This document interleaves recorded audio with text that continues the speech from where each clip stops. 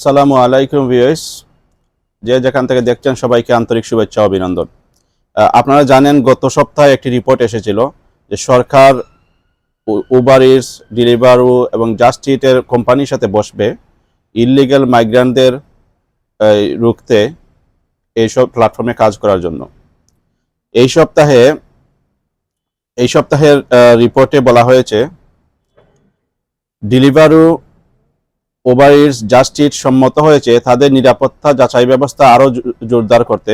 এই সিদ্ধান্তে এসেছে এমন রিপোর্টের পর যেখানে বলা হয়েছে কিছু আশ্রয় প্রার্থী, অ্যাসাইলাম শিকার অবৈধভাবে কুরিয়ার হিসেবে এসব প্ল্যাটফর্মে কাজ করছেন।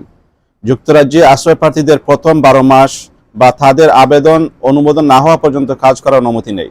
কিন্তু অভিযোগ উঠেছে সরকারি হোটেলে থাকা কিছু অভিবাসী এসব অ্যাপে কাজ করে অর্থ উপার্জন করছেন।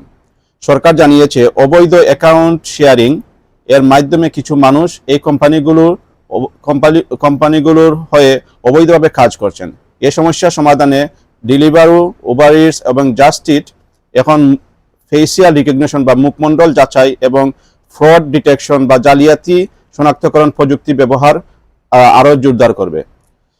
ডেলিভারু উবার ইটস তাদের যাচাই প্রক্রিয়া পরিমাণ আরও দক্ষতা বাড়াবে। জাস্ট ইট মাসিকের পরিবর্তে মান্থলি না করে প্রতিদিন যাচাই করবে। এই নতুন ব্যবস্থা আগামী 90 দিনের মধ্যে কার্যকর হবে বলে জানিয়েছে সরকার। উদাহরণস্বরূপ বলা যেতে পারে, যেমন কোনো ড্রাইভার যদি কোনো ট্রিপ গ্রহণ করেন বা ট্রিপ অ্যাকসেপ্ট করার আগ মুহূর্তে অথবা ট্রিপ ডেলিভারি দেওয়ার পরে অটোমেটিক সাইন আউট হয়ে যেতে পারে অ্যাকাউন্ট থেকে, পরে ফেসিয়াল রিকগনিশন করে আবার এই অ্যাকাউন্টে লগ ইন করতে হবে। কিন্তু যদি কেউ এরকম দেখা যায় যে অন্য অ্যাকাউন্ট শেয়ার করছেন, তাহলে ওই মুহূর্তে ওনাকে তো পাশে পাচ্ছেন না, যার কারণে এই কাজ কন্টিনিউ করতে পারবেন না।